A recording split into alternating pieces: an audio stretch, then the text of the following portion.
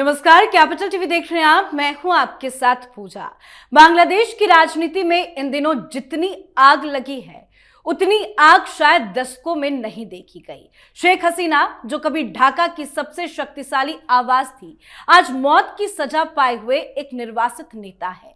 पर फर्क सिर्फ इतना है कि वो भारत में है, और भारत में है तो सुरक्षित है। और ये सुरक्षा किसी किस्मत का खेल नहीं, बल्कि प्रधानमंत्री नरेंद्र मोदी का सोचा समझा कूटनीतिक और रणनीतिक मास्टर स्ट्रोक है, जिसने यूनुस और उसके अस्थायी शासन की नींव को हिलाकर रख दिया है। बांग्लादेश की अदालत ने हसीना को मानवता के खिलाफ अपराधों में दोषी ठहराया और सीधे मौत की सजा सुना दी। विरोधियों के लिए ये एक जश्न का मौका है, लेकिन हालात कुछ ऐसे बने कि पूरा खेल ही उल्टा पड़ गया है। भारत ने साफ शब्दों में कह दिया कि हम प्रत्यर्पण नहीं करेंगे। मोदी ने न सिर्फ हसीना को भारत में सुरक्षित रखा है, बल्कि ये भी सुनिश्चित किया है कि दुनिया ये समझे कि भारत कोई भावनात्मक खेल नहीं खेल रहा, ये रणनीति है। इस पूरे घटनाक्रम में सबसे ज्यादा परेशान मोहम्मद यूनुस ही है। उसे लग रहा था कि भारत शायद हसीना को ढाका भेज देगा, लेकिन मोदी ने एक ही झटके में पूरा संतुलन ही बिगाड़ दिया। तो हसीना को मौत की सजा, क्या है पीएम मोदी का प्लान, आपको बताएंगे। चर्चा के लिए मेरे साथ स्टूडियो में मौजूद हैं कैपिटल टीवी के editor in chief doctor Manish Kumar. Doctor साहब, बहुत बहुत स्वागत है आपका। धन्यवाद। शेख हसीना को मौत की सजा सुनाई गई और बार बार ये मांग की जा रही है कि वापस उसको ढाका भेज दिया जाए, लेकिन पीएम मोदी का क्या है प्लान? देखिए, शेख हसीना तो ढाका जाएगी जी, लेकिन इस वक्त भी वो एक इलेक्टेड प्रधानमंत्री हैं। शेख हसीना वापस ढाका जाएगी प्रधानमंत्री की कुर्सी पे बैठने के लिए, फांसी पे लटकने के लिए नहीं। ये प्रधानमंत्री ने इंश्योर कर दिया है। इस फांसी के बारे में मैं आपको बहुत सारी ऐसी जानकारी दूंगा कि आप यकीन नहीं कर पाएंगे। ये सारी बातें मैं करूंगा, लेकिन ये बात जो मैं कह रहा हूं कि शेख हसीना लौटेंगे, तो वो किस बात के लिए लौटेंगे? तो उसके लिए तो हटना पड़ेगा। किसको? इस यूनुस को। यूनुस के हटने की तैयारी कहां हो रही है? जिन लोगों ने बिठाया वही अब हटाने की तैयारी में जुटे हुए हैं। ये अमेरिकन पपेट है, और अमेरिका में एक ऐसी घटना घटी है कि जिससे हालत खराब है यूनुस की। कारण क्या है कि अमेरिका में रशियन गेट एक बहुत बड़ा, कि वहां के चुनाव में रशियन इन्वॉल्वमेंट को लेकर के जो हिलरी क्लिंटन के ऊपर आरोप लगे थे, उस केस को डोनाल्ड ट्रंप ने रीओपन कर दिया है। अब आप पूछेंगे कि रशियन गेट का इससे क्या लेना देना है, ये यूनुस का क्या उससे लेना देना है? तो दरअसल ये दिक्कत क्या है कि ग्रामीण अमेरिका और इसका जो फाउंडेशन है, जहां से ये सारी चीजें हो रही थी, ये सब क्लिंटन फाउंडेशन से जुड़े हुए एंटिटीज थे। और मैं आपको बताऊं, ब्लिज ने रिपोर्ट की है एक घटना आप सुनेंगे तो आपको समझ में आ जाएगा क्या रिश्ता है। Report circulated in Republican circle that Yunus and his network had contributed millions to Clintons। ये बात सबको पता है। जब पहली बार ट्रंप जीते और हिलरी क्लिंटन हारी थी, तो इसने अपने ट्वीट पे लिखा था कि सोलर इक्लिप्स आ गया है, सूर्य माने ग्रहण लग गया है। किसको? अमेरिका को। अंधकार छा गया, इतना ये पीड़ित हुए थे। तो आजकल के जमाने में तो रिवाइव हो जाता है 2 सेकंड में। तो ये जो क्लिंटन के साथ मिलके ये जो पैसे की बंदरबाट अलग अलग तरीके से, तो ये बाकायदा इसने हिलरी क्लिंटन के कैंपेन में बहुत सारी फंडिंग की थी, इधर उधर का पैसा। Money that critic argued help reinforce a political and operational alliance. अब हाल की कहानी सुनिए। When a team visited Trump, he reportedly reminded them that Yunus spent millions to ensure Trump's failure in the election। ये बांग्लादेश से कि रिश्ते ठीक कर लीजिए, ये कर लीजिए, वो कर लीजिए करने के लिए ट्रंप से एक डेलीगेशन बांग्लादेश का मिलने गया था। तो जैसे ही मिला पहली चीज उन्होंने यही कही कि तुम्हारे यूनुस ने तो मुझको हराने के लिए मिलियंस मिलियंस खर्च किया, आप क्यों आए हो हमारे पास? आप समझ रहे हैं कि क्या कहानी है? For Trump this was not an abstract figure from Bangladesh, it was a political actor who he believes used financial influence to undermine him. वो तो कोटरी का आदमी है। आप देखिए जैसे ही बांग्लादेश में ये यूनुस बना, वो जॉर्ज सोरोस का बेटा वो उसकी तस्वीरें निकालने लग गया है, और जॉर्ज सोरोस का तो ये जानी दुश्मन है ट्रंप। तो कहानी आपको अब समझ में आ रहा होगा कि भाई अब रशियन गेट का इन्वेस्टिगेशन होगा तो कौन कौन फिनेंसर थे, कौन कौन लॉबी, कौन कौन लोग उसमें लगे हुए थे, उसमें किसका नाम आएगा? इस यूनुस का आएगा। तो अब आप ये समझिए कि इस बैकग्राउंड में यूनुस की स्थिति कितनी डमाडोल हो गई है। दूसरी समस्या क्या है? दूसरी समस्या ये है कि ये अपने आप को, हसीना को खत्म करके एक पैरेलल खुद को खड़ा करना चाह रहा था। ये होता दिख नहीं रहा। आर्मी अगेंस्ट में है, और उसके बाद जब से ही ये फर्जी कोर्ट, भाई क्या आरोप है? नरसंहार कर दिया, 1400 लोगों को मरवा दिया। अरे आप सड़कों पे आकर के हिंदुओं को काट रहे हो, उस भीड़ को कंट्रोल करने में पुलिस अगर गोलियां चला रही है, ये नरसंहार कब से हो गया?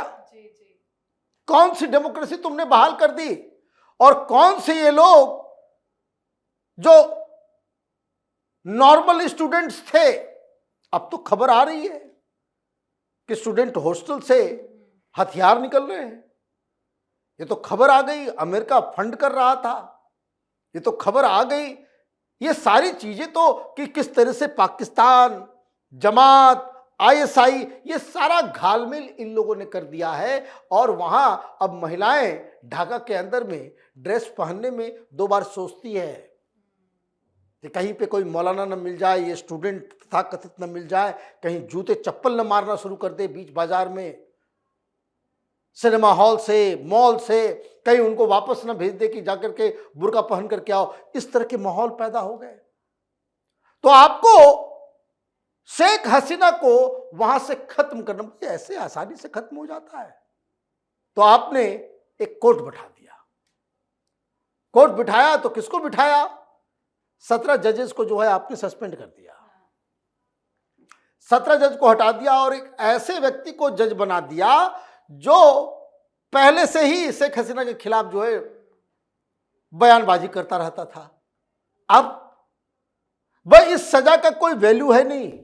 क्या हसीना की जिंदगी पे इसका कोई असर पड़ेगा? कोई असर नहीं पड़ेगा। हिंदुस्तान में वो है प्रधानमंत्री, हिंदुस्तान ने कह दिया हम नहीं वापस करेंगे, get out, who are you?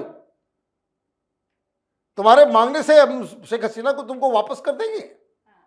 कोई लॉजिकल बात हो। भारत का स्टैंड बहुत ही क्लियर है, हम बांग्लादेश की जनता के साथ हैं, इन बंदरों के साथ नहीं, इन अमेरिकन एजेंट्स के साथ नहीं, ये आईएसआई के दलालों के साथ नहीं, ये जमाती टेररिस्टों के साथ नहीं, ये जाकिर नायक का वीडियो देख करके हिंदुओं को काटने वाला जो तंजीमें हैं उसके साथ हम खड़े नहीं हैं। भारत का स्टैंड बड़ा ही क्लियर है। अब क्या किया इन्होंने? भाई आपने ना वकील दिया, ना इनकी बात सुनी, ना इनको डिफेंड करने का कोई मौका दिया, अपने मन से फैसला सुना दिया, सब कुछ तुम ही। और ये मौलाना यूनुस इसको जस्टिस कह रहा है, ये तो तमाशा है। तो एक्स्ट्राडिशन का तो हमारे और बांग्लादेश के बीच में करार है, लेकिन उसका पॉइंट 6 जो है वो बार बार इस बात को बता रहा है कि अगर ये मामला पॉलिटिकल कहीं हो कि भाई कोई क्रिमिनल है, ड्रग ऑपरेटर है, ह्यूमन ट्रैफिकिंग करने वाला है या आतंकवादी है, उसको तो एक्स्ट्राडाइट कर सकते हो, उसको तो हम दे देंगे। लेकिन if the allegations are political in nature then India reserves the right. तो हम कोई काम कर रहे हैं वो इलीगल नहीं है, बांग्लादेश के अंदर इस बुड्ढे ने जो काम किया है वो इलीगल है। भाई नेचुरल जस्टिस तो यही, भाई डेमोक्रेसी रूल ऑफ लॉ का मतलब क्या होता है? अभी ना पार्लियामेंट है, आप बड़े बड़े फैसले ले रहे हो, पार्लियामेंट है क्या? ये तो एक कोटरी, एक जो एडवाइजर बना दिया, उससे चीजें होगी। आपने कहा फरवरी तक में चुनाव होगा, अभी तक कोई उसका नामो निशान नहीं दिख रहा है। और दिक्कत क्या है कि ये सारी चीजें इसलिए डेवलप करके इन लोगों ने तेजी में ये काम किया क्योंकि इसको मालूम है कि जिन ताकतों ने इस यूनुस को ढाका में बिठाया, अब वही देश, वही एजेंसियां, वही लोग अब इसके खिलाफ जा रहे हैं क्योंकि वहां एक अलग कहानी चल रही है। तो वहां अगर डोनाल्ड ट्रंप, ये जो रशियन गेट का जो केस आ रहा है, तो ये तो हिलरी क्लिंटन जाएगी, और हिलरी क्लिंटन जाएगी तो ये कैसे बचेगा? क्योंकि जैसा मैंने आपको बताया कि व्हाइट हाउस में ये घटना घटी, ये बांग्लादेश वाले सिट्टी पिट्टी गुम, कभी देखा कि भाई मुनीर मिलाया, सारे लोग मिला रहे, ये उधर जा रहा है, नहीं जा रहा है, क्यों? डांट के भगा दिया गया कि भाई तुम बहुत 30 मार खां बन रहे थे, क्लिंटन के साथ थे, अब तुम्हें। तो ये मुझे लग रहा है कि बांग्लादेश के अंदर ये आदमी ये चुनाव नहीं करवाएगा। चुनाव से पहले हिंसा होगी। अवामी लीग के लोग, जिस दिन ये फैसला आना था, तो देखिए कितनी भारी संख्या में लोग जो है सड़कों पे उतरे। तो अब धीरे धीरे, अच्छा एक बात और मैं बता दूं, जो बात मैं शुरू से कह रहा हूं, वो महंगाई, वहां पे इकोनॉमी, नौकरी, जॉब, सारी चीजें अस्त व्यस्त हो गई, और ऊपर से अल्लाह का कहर भी पड़ गया। कल वहां जो है आ गया भूकंप आ गया, तो वहां पे कुछ लोग मारे गए हैं, घर वगैरह टूट गया है। तो वहां जो पैसे वगैरह जो दिए जा रहे हैं, वो अधिकारियों के जरिए, पॉलिटिकल पार्टीज के जरिए, वो सब लूट खा जा रहे हैं। लोग में जबरदस्त नाराजगी है, और बैठे बैठे शेख हसीना ने सोशल मीडिया के ऊपर कह भी दिया कि वो जनता के साथ अपना हमदर्दी भी दिखाई, और ये कहा कि भाई तो फेल कर गया।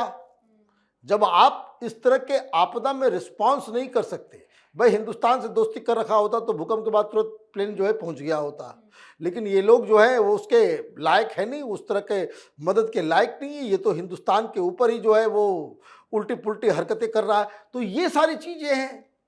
दिक्कत क्या है कि शेख हसीना मैडम जो है दिल्ली की लोधी गार्डन में रोज घूम रही हैं, इंटरव्यूज दे रही हैं, बयान भी आ रहे हैं रोज, बयान भी दिया जा रहा है। तो उनके ढाका में रहने या न रहने से कोई फर्क नहीं पड़ रहा।